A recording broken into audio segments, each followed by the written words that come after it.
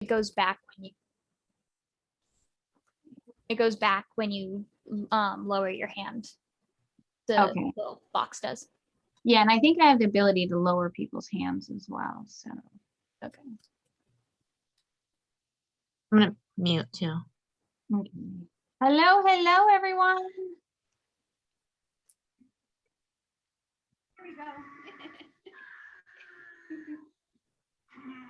Okay. So we'll wait until about 5 after to see for everybody that comes up. Oh, look at the baby. How sweet. My youngest is 14, so I'm kind of like, oh, do I even remember when they were that small? My 14-year-old stands above me like 6 inches already, so I'm like, I don't even know. I can't imagine. Oh my gosh, so cute. Hello, everyone. Hello. Okay. So more people in the waiting room.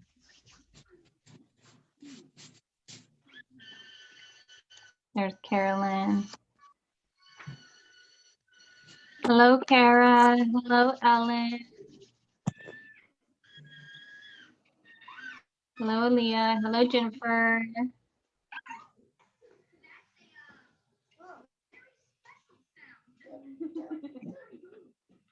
So we're going to wait until about 5 after before I start. So I think more people. I think I had about 16 people respond, but there was actually 50 people interested.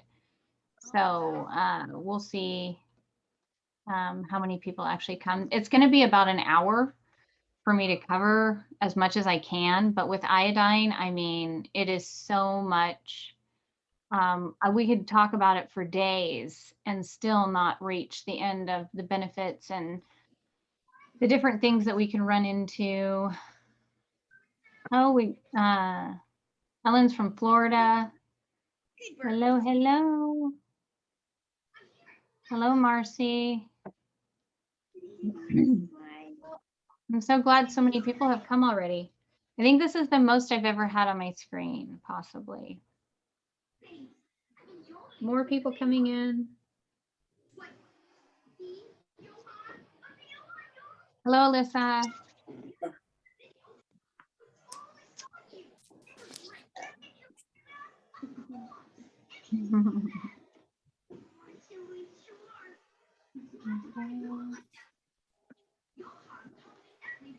So it's raining in Florida.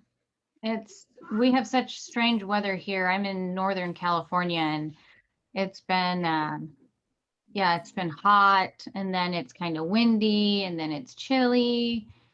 And then here in the Northern California, we actually have all 4 seasons, whereas in Central California, it's just always pretty much hot. There's not even really much of a winter. But so. Hey, buddy, I'm gonna turn this Yeah. off in the room for a little while so I can hear this thing. This is a call. Hello, Michelle. I'll have you come back down when I'm done, okay? Oh, it's raining in Northwest Indiana also, huh? I guess it's good. It's good that it's raining. The ground needs the rain. And I think a lot of times with geoengineering, they prevent the rain or they make it come too fast so that it overwhelms us.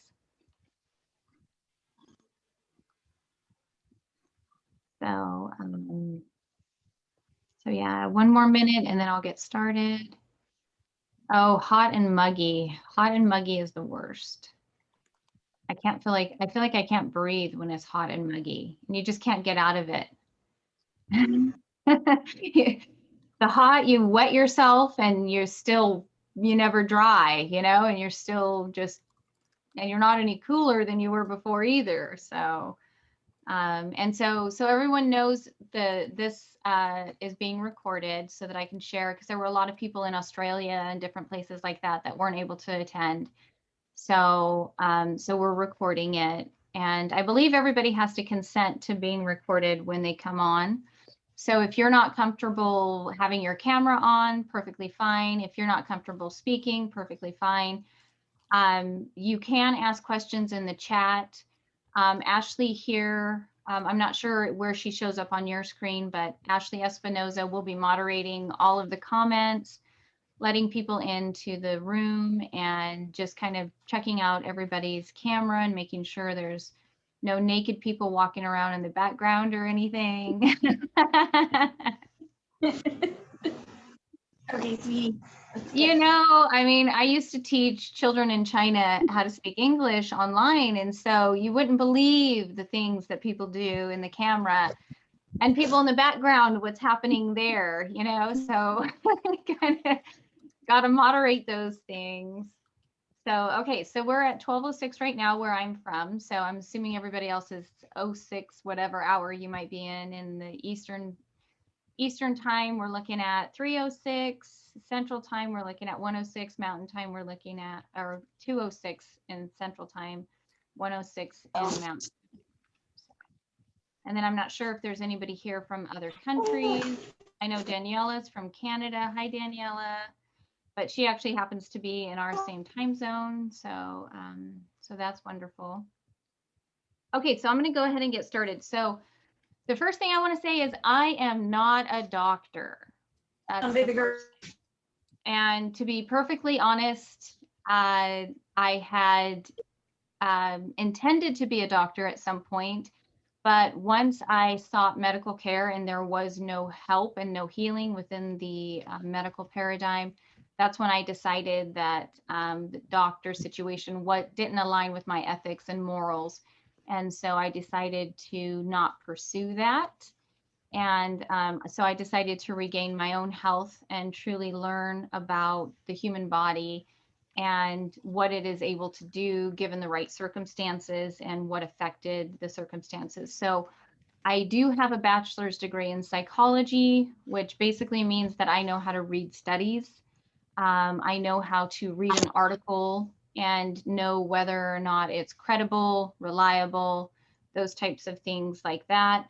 So I'm pretty proficient at research, and so through my research is what I'm sharing on iodine. I have to say that iodine was something that I myself had to overcome, was the fear of iodine. There's so much misinformation out there, and it causes this large collective unconscious fear of iodine. It's called idophobia. And so there's, you know, within our society, a lot of people are afraid of iodine and the effects that iodine might have on them if they decide to take it consciously. And so once I was able to actually overcome that fear of iodine and I started doing the research on it, I realized my fear of iodine was completely unfounded. And I also realized that there really aren't reliable tests to indicate whether or not we are iodine deficient. And based on my research, it's a pretty much given 95% of people are deficient in iodine. The reason that is because we have bromide and fluoride inundating our bodies. And if you look at the periodic table of elements, you'll see that they're all halides. So they all work in the same way, but they have a slightly different mechanism. So for instance, fluoride, iodine, bromide, and chloride all can dock on the receptors within our body that are for iodine. So for instance, if you're deficient in iodine, one of the other three halides will take the place of the iodine and wreak havoc. It wreaks havoc in our metabolism. It wreaks havoc in our brain cells. It wreaks havoc in every gland of the body. And as we know, the glands regulate everything else. Each chakra, I'm not sure how many people know about chakras, but every chakra has a gland associated with it. So as the gland starts to have distortions within it, our energy body also starts to have distortions. So it doesn't just affect, it doesn't just affect the physical gland, it actually affects every chakra that has a deficiency within it. And so it's really interesting once we start getting down into the nitty gritty of understanding the true process of iodine and how it works in the body, what it's for, and why we need it. And so again, it's a halide. So a halide is also has light molecules within it, right? So you can actually get neon lights made out of fluoride because fluoride emits light. And so gas does too as well. But and fluoride it can be turned into a gaseous form. And when it is turned into a gaseous form, it actually emits a purple light, which, as we know, there is a you know, the pineal gland chakra is purple. And I'm not sure how much everybody knows, but as we begin to detox iodine, or we begin to detox fluoride and bromide, iodine will begin to decalcify the pineal gland. So iodine also has a big factor in the ability to connect to the spiritual body and the spiritual realm, and to receive, you know, the intuitive signals. So, you know, I know there's a lot of funny memes out there where you they talk about the fluoride stare. The fluoride stare is definitely a contribution of a lack of iodine. Now, if your body is sufficient in iodine, fluoride will leave your body without issue. So that's another issue. So first, I'm gonna tell you about the books that I recommend that you read and you have in print form. The first one is called The Iodine Crisis. Sorry, my background is freaking out here. The Iodine Crisis. The author is Lynn Farrow. And this book, it has a lot of information in it.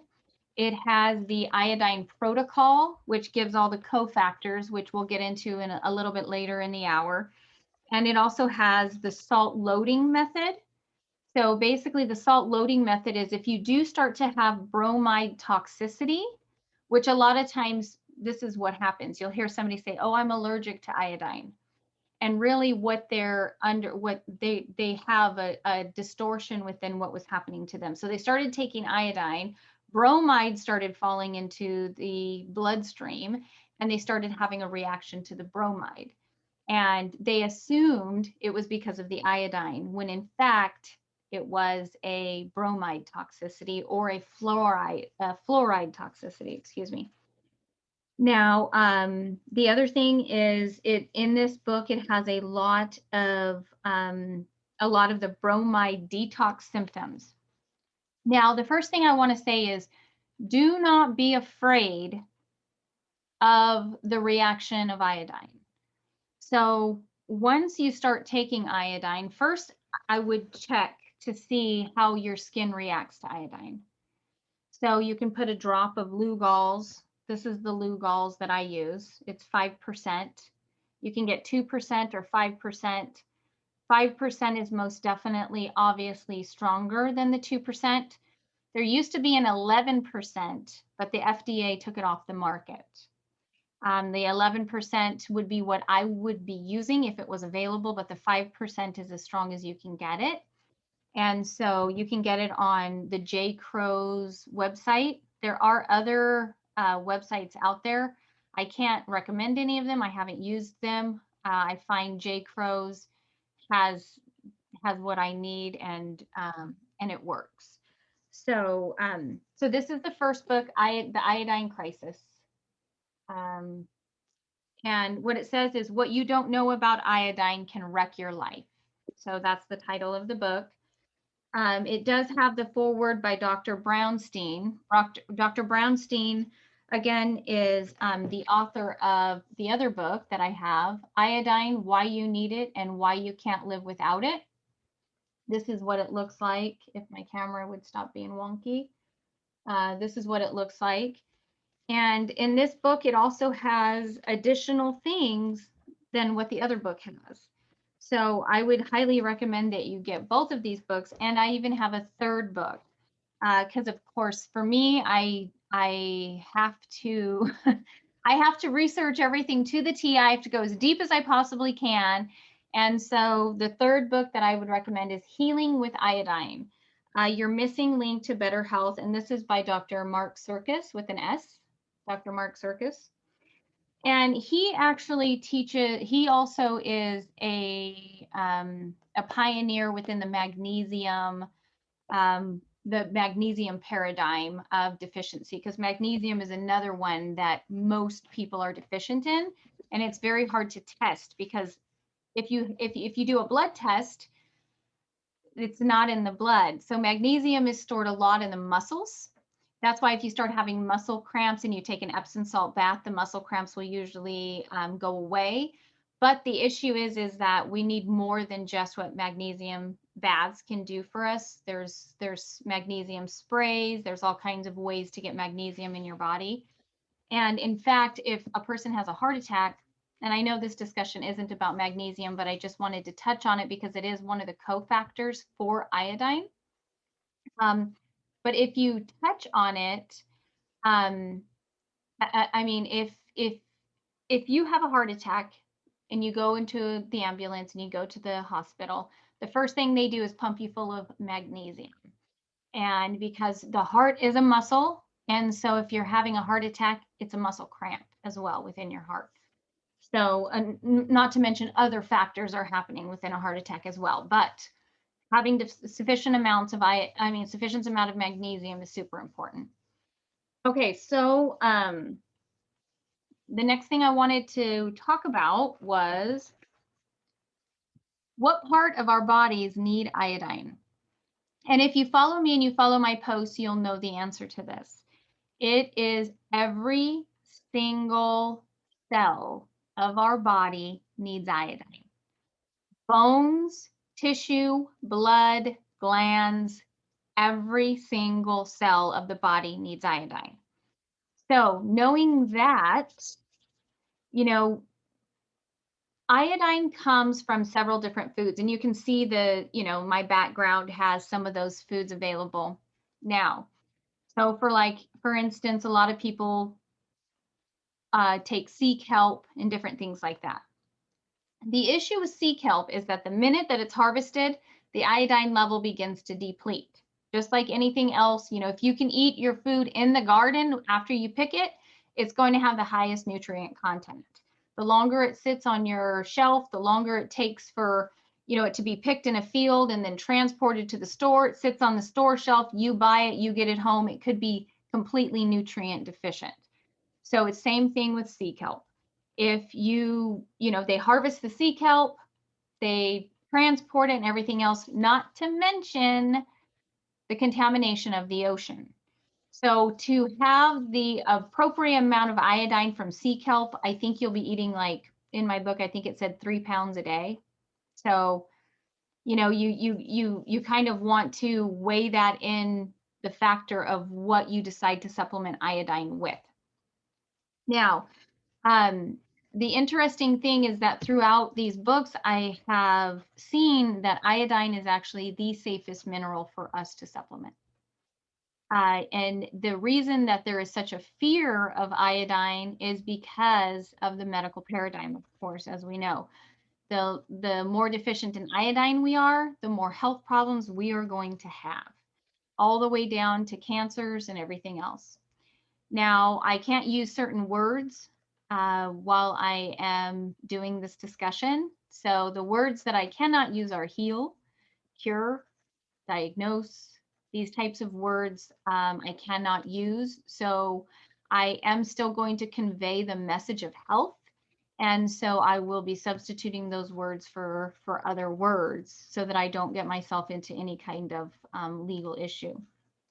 Now, so when it comes to our breasts, our breast tissue, for women with smaller breasts, we're talking 3 milligrams of iodine a day needed within our breasts. If we're breastfeeding, we need even more, because breast milk pulls out a ton of iodine to give to the baby on a daily basis on every single serving. And so what happens is we end up having we end up becoming very depleted. And I noticed, because I breastfed for 2 years, I noticed that I became extremely depleted with iodine through breastfeeding. And I was already iodine deficient looking back. And of course, I was going to the doctor for all these gut issues. I was going to the doctor for depression, for all kinds of different things. And never once did a single doctor tell me to take iodine or even mention iodine to me, which is why now I'm speaking out about iodine, especially with all the new kind of health threats that we are facing within our society. Iodine is truly a way for us to make sure that our body is working and it is in working order. So when our thyroid is filled with fluoride or bromide, our hormones are not going to be generated properly. They're not going to be created properly, and our hormones are the communicators of the body. So they tell one part of the body, tells the other part of the body what to do through hormonal communication. So if our hormones are not communicating the right message, the rest of the body is going to have issues. And so the key is to get as much iodine in your body that your body needs. Now, how do we know how deficient we are? That's the bigger issue, right? So the gold standard for iodine testing is a 24-hour loading test. And you can order it online without a prescription. I will go ahead and make a supporting document for this training or this discussion, and it'll have those links in there as well, where you can get the 24-hour loading test. Now, if you have health symptoms, you really don't need a test, in my opinion. Now, I'm not stopping you from getting a test. My opinion and again, I'm sharing my opinion here. I'm sharing with you what I've found in my research. My opinion is that, if you have irregular menstrual cycles, if you have burning lymph nodes, if you have breast tenderness, there's a ton of symptoms in there that if you have brain fog, there's candida issues. I could go through an entire list. If there's really any issue other than health within your body, more than likely there's an iodine need. But back to the 24-hour loading test. So the way the loading test is done is you take 50 milligrams of iodine. So if you're afraid of iodine, your loading test, you're going to have a difficult time doing your loading test because you're going to take 50 milligrams straight out the gate. So 50 milligrams of iodine, and then you do a urine collection for 24 hours. At that point, after the 24 hours, you send your urine in and they analyze how much iodine came out of you. Now, if 50 milligrams came out of you, you're sufficient. If anything less than 50 milligrams came out of you, you're deficient. So, and that's the other thing is we don't store iodine. So if you're taking too much iodine, you're going to pee it out more than likely. So so there's, you really have to be in tune and in touch with your body. This is not this discussion is not a way to hack your body. It is a way to build a stronger connection with your body. And I feel as though that's one of our main health issues is that people feel as though they need to fight whatever it is they're experiencing. Disease is a communication to our spirit and our conscious mind to say, hey, we need to make some changes here. It's not saying, hey, I hate you and I'm attacking you and I'm going to make your life a living hell, right? So we need to listen to our bodies and pay attention. So for instance, if you start taking iodine and you start having some detox reactions, some bromide detox reactions, you can do what's called the salt loading protocol. And what you do is you actually drink some salt water, and you do that every 30 to 45 minutes until you start urinating quickly, because urinating quickly will allow that bromide to leave your body. Now remember, salt is also chloride, right? So we are doing a whole halide soup here, and we're using halides to affect other halides within the body. And I believe it's Dr. Circus that also does. He's also written a book on how to heal with salt.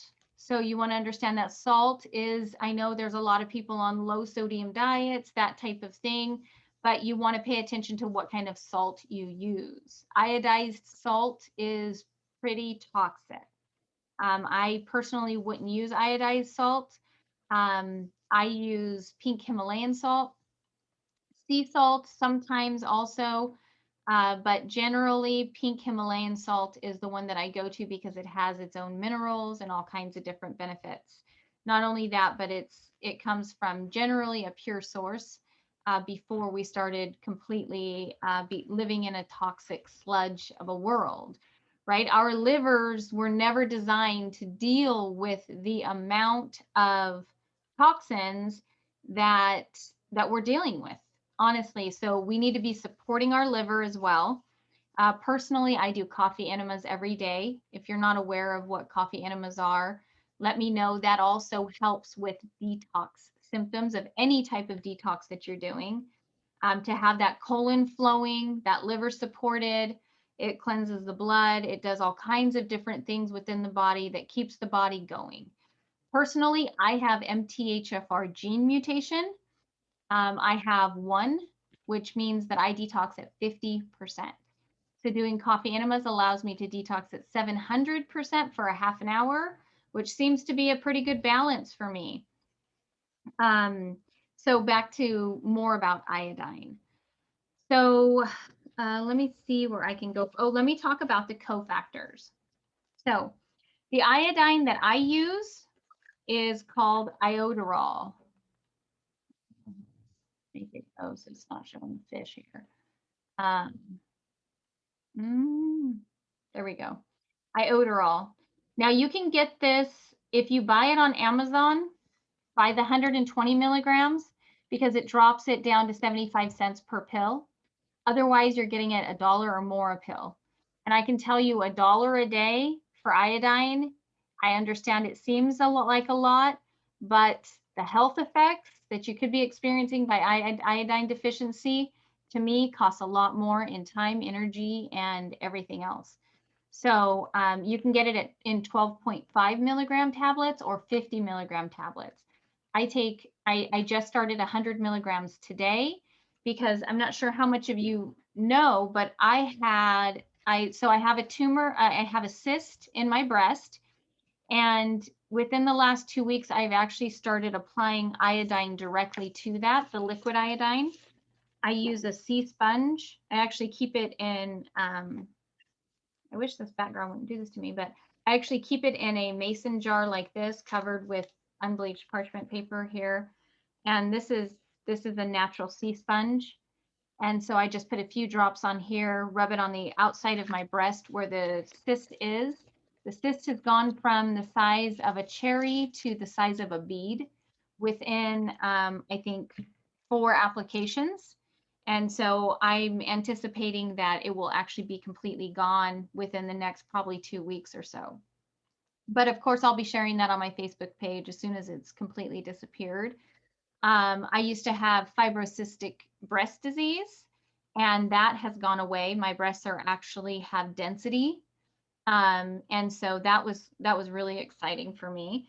The other thing that I've experienced with iodine is after I had my son, 7 months after I had my son, I had hernia mesh implanted into my abdomen. That hernia mesh remained until a year ago in July. I had it removed a year ago in July.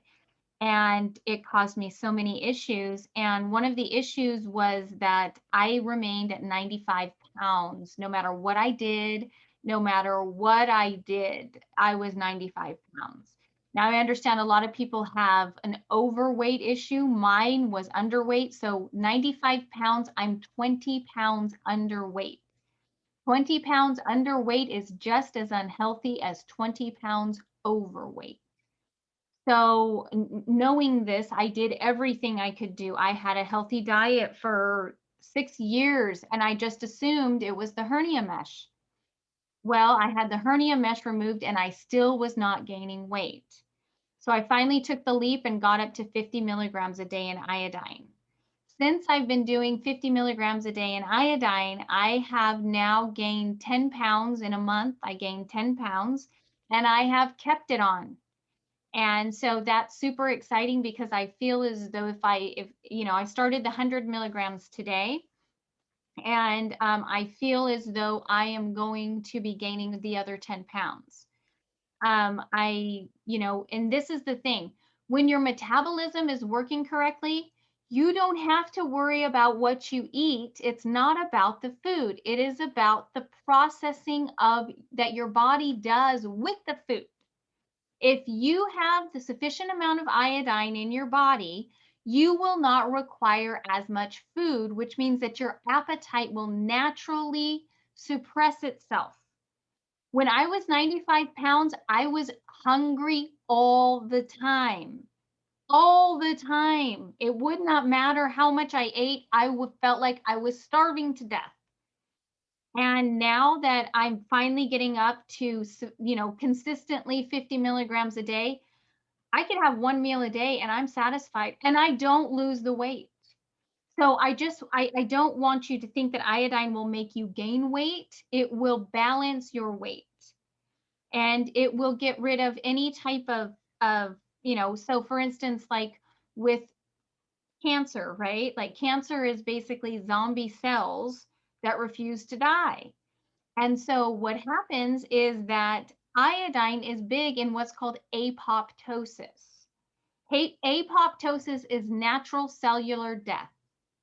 So what's happening is that these cells are trying to die, but they don't have the sufficient amount of minerals to help them die. It's part of the process, right? So iodine has been used to bring back health to people who were dealing with that specific condition. So I'm not talking about, so like I said, I can't use the words that I mentioned earlier. I can't use those words.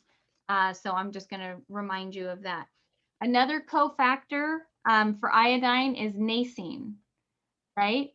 So, and so anybody who wants the iodine cofactor document, send me your Gmail address and I will share with you, because I've actually taken a lot of the information out of these 3 books and created a document with the information that I found most helpful to implement it as quickly as possible. A lot of these books have success stories. They have a lot of information that other people have overcome, case studies, different things like that. So there's a lot of fluff in the books. I'll tell you that right now. And so what I did was I condensed down the information that made it easiest for me to implement iodine within my body and my routine as quickly as possible. I've also included links to the exact supplements that I use. And I will tell you right now, I am super picky. I do not determine it based on price. I determine it based on quality. So if you see the link that I posted there, and you find it somewhere cheaper, buy it somewhere cheaper. But I did not look around for the cheapest place. I looked around for the highest quality that I could find. So I will not use anything that is not non-GMO. That's the first thing. It has to be non-GMO. The second thing is that there can't be anything hydrolyzed in there. And let me think, I don't do anything with grains. So anything that has corn or soy or anything like that, I do not use. And again, I try and get it from the natural sources. I actually forgot my vitamin C. I didn't bring my vitamin C over here, but I use liposomal vitamin C. And so I make sure that it's not used. It's actually made with sunflower lecithin. So so it's super important. And in fact, I'm still in the process of making my own liposomal vitamin C. So as soon as I have that done, I'll be doing a discussion on that so that you all will know how to make your own liposomal vitamin C. Because, a lot of times when you get supplements, there's fillers, There's, what's the word I'm trying to think of so it doesn't go bad? I can't think of the word right now, but Preservatives. there we go. Thank you. There's no preservatives. And that's what I'm big on is I will not compromise on what I put in my body. So this one here, it's no flush, but the only reason I decided to get no flush is because it was what was recommended in the book, and it's actually inositol, right? So that's through coconut oil. So it has a constituent of coconut oil in it as well, is why it's no flush. But anyways, so 500 milligrams, and I'll tell you how many times to take that in a day. Oh no, I did bring my liposomal. So liposomal vitamin C, you want 3,000 milligrams of vitamin C each day as one of the cofactors. There's also vitamin B2. I chose the brand Solgar. It's non-GMO, gluten, wheat, dairy-free, all of that. It's vitamin B2. It's one of the cofactors. And again, magnesium, as I talked about. Each magnesium pill in this bottle, and I can tell it's very absorbable. I can take this magnesium and within an hour, I can tell that I've taken magnesium. So each pill is 100 milligrams, and we need 600 milligrams a day for the protocol. Now, again, I'm not recommending anything. I'm not a nutritionist. I'm not certified to tell you anything. And I'm not licensed. And the reason I'm not licensed is because no one can take my license away if I don't have one. So that's the main reason, actually. So anyways, and as I said, everything is in this book. The iodine crisis. So I'm gonna tell you, let's see, vitamin C, 3,000 milligrams a day per day. More may be necessary for if you have bromide detox symptoms, because vitamin C is an oxidized. I mean, it's an antioxidant. So as you're bringing out all of the toxins, and let me tell you this too. I got to tell you this right now. Iodine is a chelator. It's a heavy metal chelator. So any type of chelation protocol that you might be doing, iodine should be included in that protocol. In fact, iodine should be first. It really, and again, I'm not a doctor. I have to keep saying that. But iodine is a big chelator in heavy metals. And as we know, heavy metals are all over the place. So they're in the geoengineering, we're breathing them in on a continual basis. They're in vaccinations. They're in, all the way to baking powder, right? There's aluminum in baking powder. If you don't know that right now, let me just tell you there's aluminum in baking powder. Baking soda does not have aluminum. There is a difference between baking powder and baking soda. Another issue with baking powder is that it has corn, more than likely GMO corn. So just a side note there. So for magnesium, we're looking at 300 to 600 milligrams of magnesium. Let's see. So also selenium, 200 micrograms a day of selenium. I do not use a selenium supplement. And the reason I don't use a selenium supplement is because with MTHFR, selenium supplement can get a little sticky. So what I do is I eat 2 Brazil nuts a day, 2 to 4. Sometimes they taste really good and I have to have 2 more. But so I will eat 2 to 4 Brazil nuts a day, and that gives me at least 200 micrograms of selenium. Super important. So 500 of the B3, this one here, so as far as the cofactors go, you're gonna want to take that twice a day. Okay, so you also want to, it says to start lower to avoid a flush, but this one is non-flush. So, and then 100 milligrams of the B2. So 100 of this milligrams, B2, 3 times a day. So, and this is also responsible for making ATP within the body. I don't know if people are familiar with ATP, but that's another piece of the puzzle that you would want to kind of look into. ATP is super important for DNA expression and things like that. Okay, so the other thing is a half a teaspoon of unprocessed salt added to your diet. So you want to get at least a half a teaspoon of unprocessed salt within your diet, sprinkling it on your foods, doing things like that. And so beyond that, now this is based on Dr. Abraham and Dr. Brownstein and Dr. Flesch's research. So 4,000 patients with iodine supplementation. This protocol came from the information they gained from those 4,000 people that they guided in treating their symptoms or whatever. Okay, so and also they warn against calcium supplementation. So we want to be careful with calcium. There's calcium in a lot of foods. So, according to this research, we want to be careful with calcium. So let's see here. And so let's go on. We're going to go on to the salt loading method. So the salt loading method is you take so if you start taking iodine and you start having these bromide detox symptoms, which I'll cover some of them, but I would have to be speaking nonstop for probably 10 minutes to cover all of them, and I just don't have the breath for it right now. And we actually only have 15 minutes left. This has been a very fast hour. If you have any questions, be sure to type them into the chat, and I'll take the last 10 minutes for any specific questions that you might have. Of course, I can't give you guidance personally for yourself, but if you have any general questions, please feel free to share that in the chat box.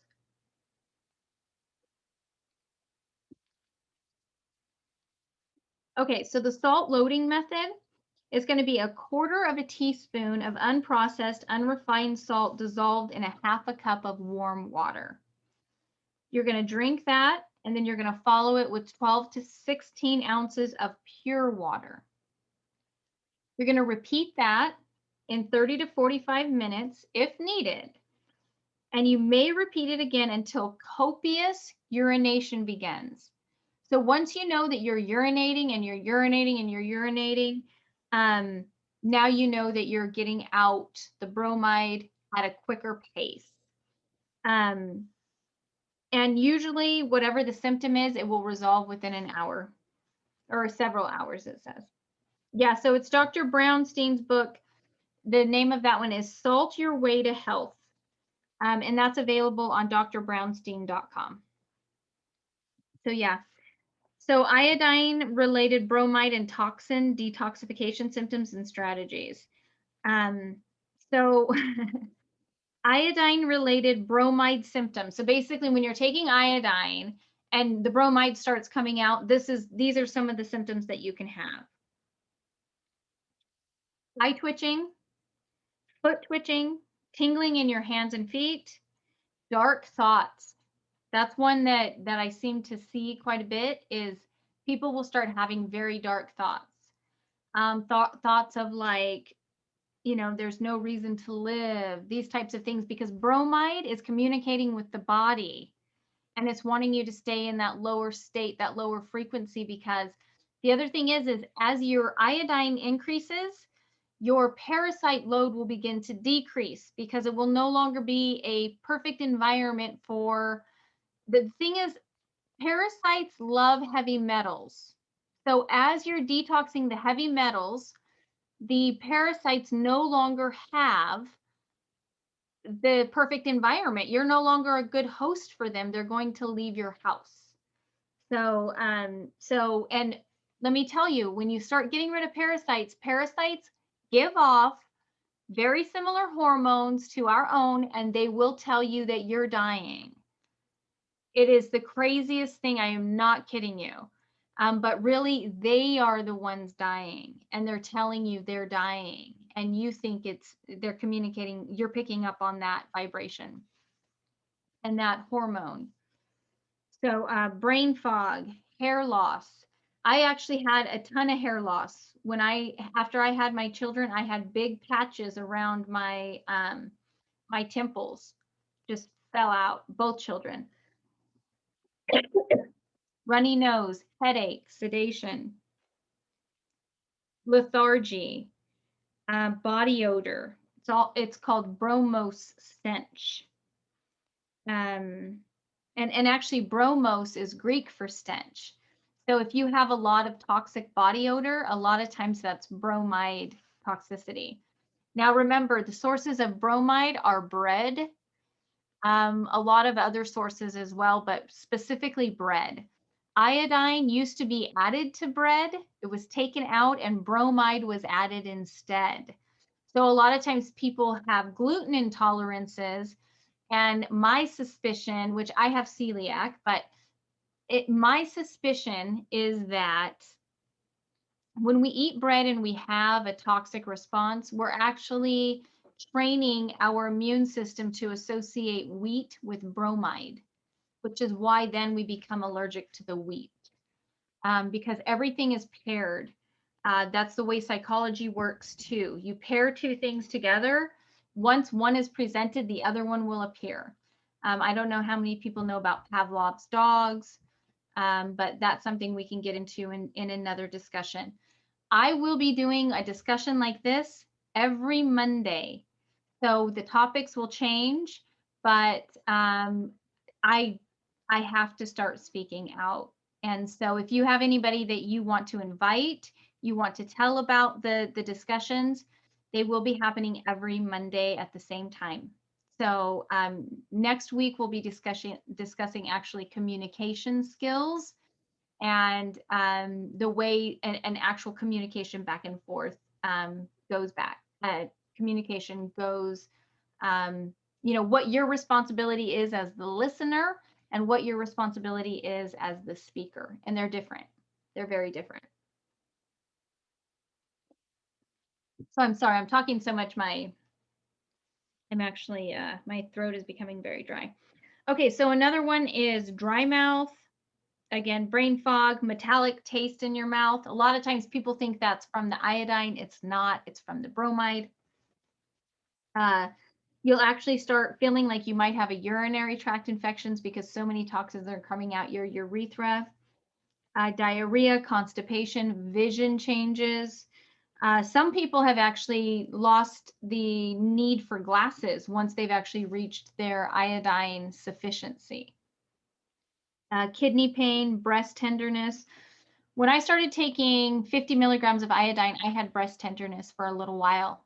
But then all of a sudden I noticed the fibrocystic breast tissue had become dense.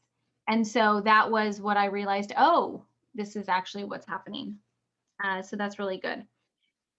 Dream changes, hormone changes. So, you know, you can't just take one pill of iodine and everything is fixed. And I know I have a lot of healthy, conscious people on here. I recognize a lot of the names, a lot of the faces from your profile pictures on Facebook. I'm so happy that we were able to actually, you know, connect in this way, in this real way. I mean, we're all here live. I know a lot of you have your cameras off, but you're seeing me live. I know you're here. And like I said, I recognize a lot of you from our interactions on Facebook. And honestly, I'm honored to be able to have this discussion with you and that you are interested in it. And I really, truly hope that it changes your life and that it prompts you to take the leap and get the iodine in you. So let me tell you the spectrum of iodine amounts. Okay, so we're looking at in the book that I've read. Again, I have to go back to the book that I read because what I'm going to tell you is actually quite shocking. In the most severe cases, the most look at the kitty cat. In the most healthy, in the most unhealthy people that have been helped by iodine, The doctors have prescribed up to 6 grams of iodine for people to consume. Now, I'm not saying they consumed it for a long period of time, but people have had 6 grams of iodine going through their body. That is 6,000 milligrams of iodine. So we're talking, there's a large spectrum here, okay? So for me, I was afraid to take 50 milligrams. That seemed like a lot to me. But now that I've done the research and I realize, you know what? I have a tumor in my uterus. And that tumor, even though I'm taking 50 milligrams of iodine, it's not reaching that tumor fully, right? So my next step is actually to use a sea sponge as a tampon overnight soaked with iodine. I don't use tampons, first of all, let me tell you that. But for this reason, because prior to the big push for pharmaceuticals, the way that people would deal with fibroids was to paint the uterus with iodine and fibroids would disappear. So I am not, and now that I've been painting my breast and the cyst is disappearing, even though I've been orally taking 50 milligrams every day, it's not reaching those outer areas. So I will keep you updated also on that. I don't know that I'll be posting that publicly, but I will be sharing whether or not the tumor is shrinking. Okay, so I have a question here real quick I want to get to. My left breast is congested. Will iodine help support healthy function of that? Yes.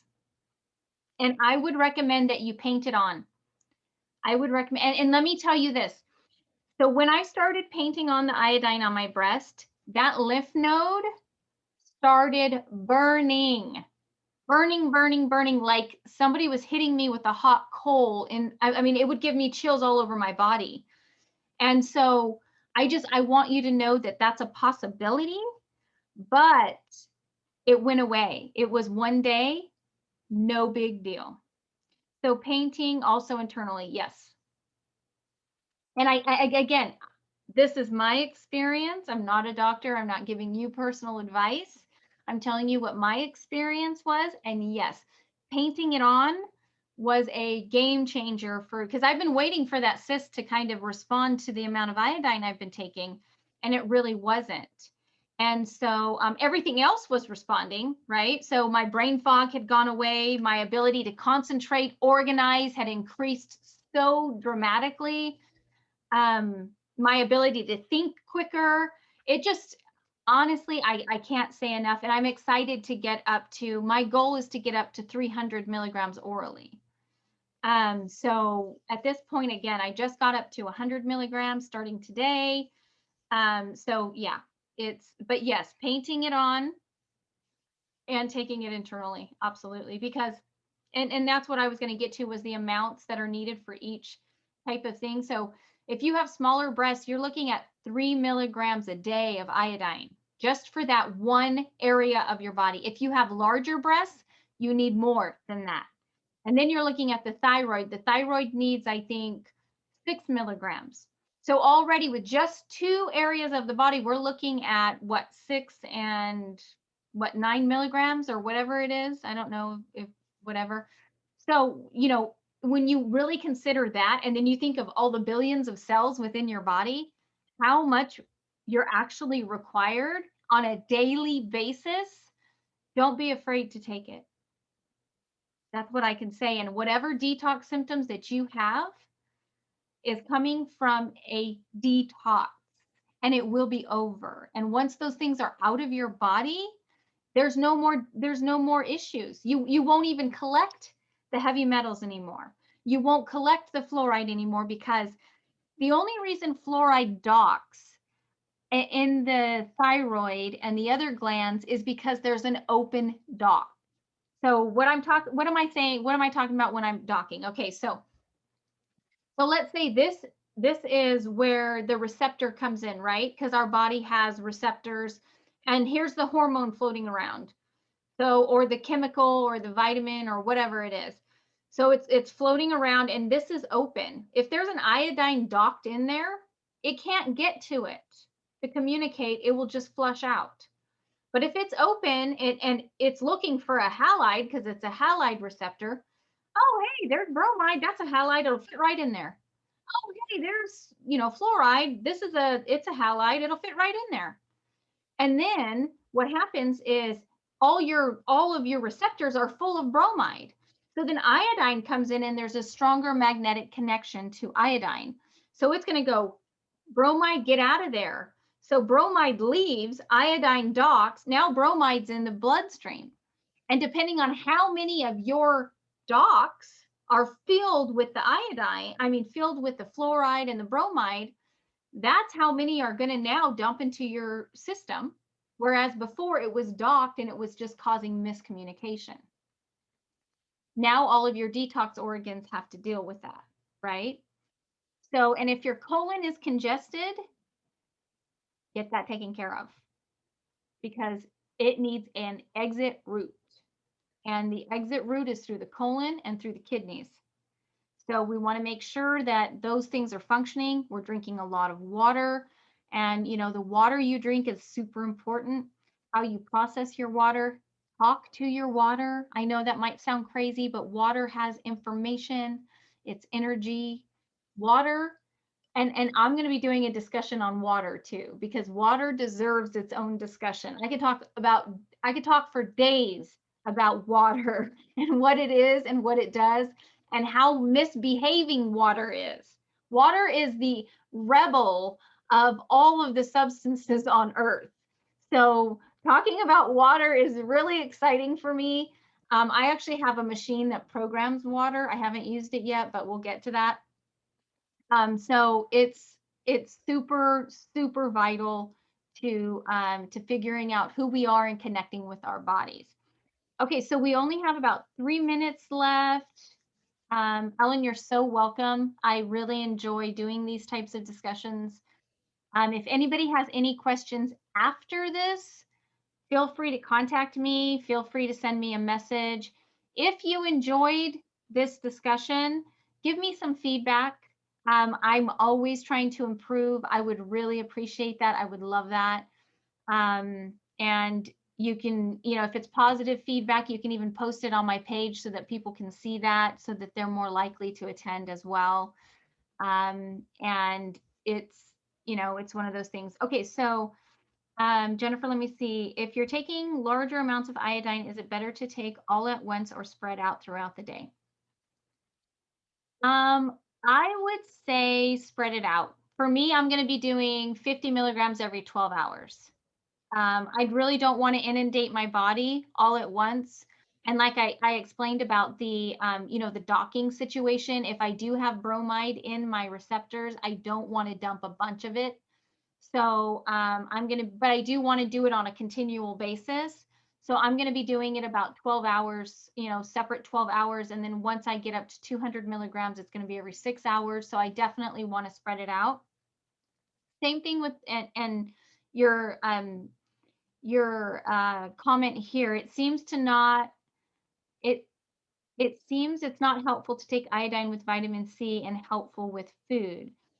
Do you find that to be true? Yes, I would separate iodine and vitamin C by a couple hours at least. And taking vitamin C with food, I would also recommend vitamin C right before a meal. My liposomal vitamin C recommends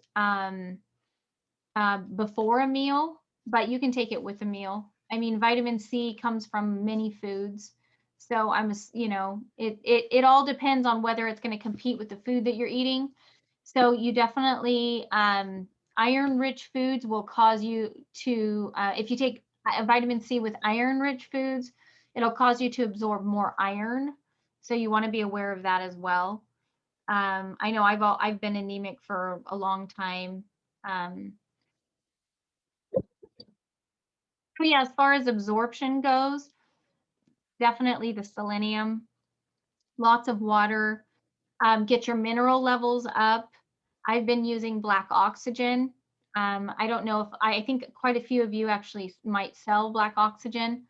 But getting the mineral levels up is also super important. Black oxygen also has iodine in it, a very small amount, microgram amount. So you definitely want to supplement with iodine beyond black oxygen as well, but it does have some in it.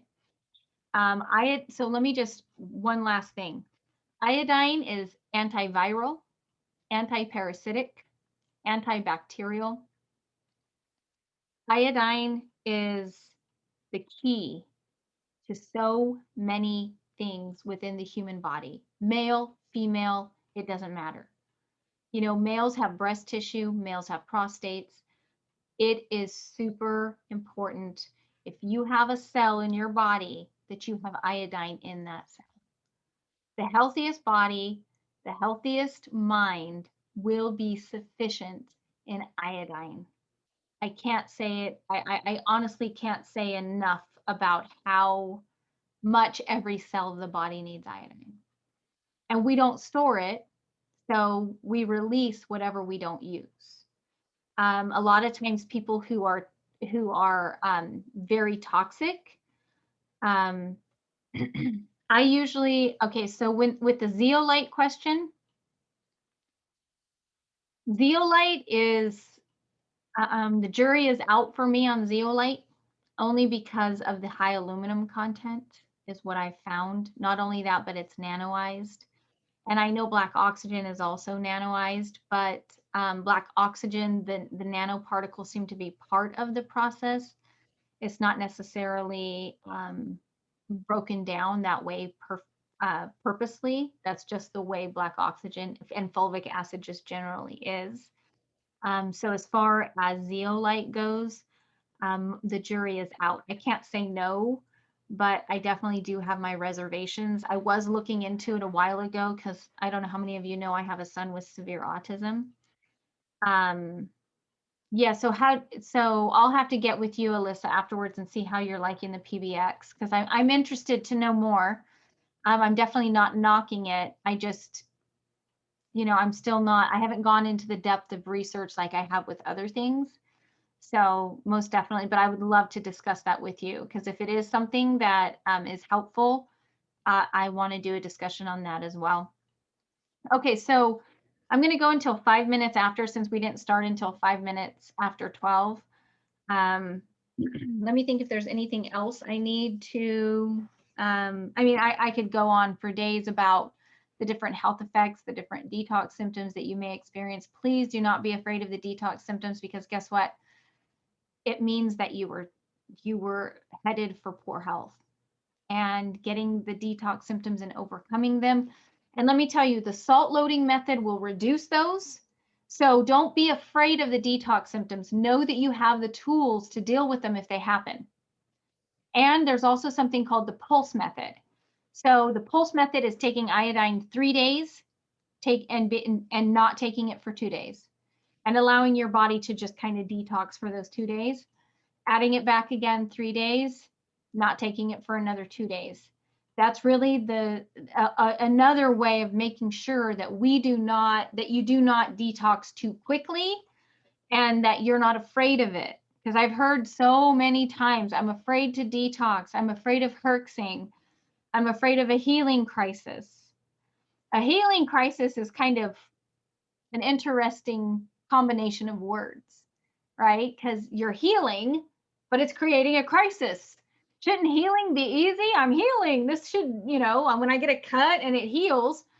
But the healing crisis with a cut is that itching, right? Like it begins to itch. That's it. But that's how you know it's healing. So I would say, you know, really don't be afraid of the detox symptoms. Don't be afraid of herxing. You have the tools to be able to overcome those and just try to keep going. So let's see. I think that's about it for now before I start going into some other kind of discussion. And again, I want to tell you all how grateful I am that you all came. And this is the first time I've ever taught a class like this or had a discussion like this. And so I really appreciate you being here. And Oh, you're welcome, Melissa. Thank you so much for being here. I really appreciate it. And so many of you, I recognize your names. And oh, thank you, Jennifer. I appreciate that as well. I annoy myself with my voice sometimes, and I think my husband has completely learned to tune it out. So I appreciate that comment there. Thank you so much, Ellen, that you found it helpful. And like I said, I am here for you. Feel free to PM me. And if you want access to that document where I simplified the protocols and the salt loading method and a lot of the detox symptoms, send me your Gmail account through my personal, not the business one, but my personal one. And I will add you to it and you'll get a notification, but it has to be Gmail because it's a Google document that I created. So that way I just share it with you and you have access to it. Okay, sounds good. I'm going to end the meeting here. I love you all. Honestly, thank you so much for being here. And I look forward to next Monday. And I hope you're all here next Monday as well. So I will see you next time. Okay, bye-bye.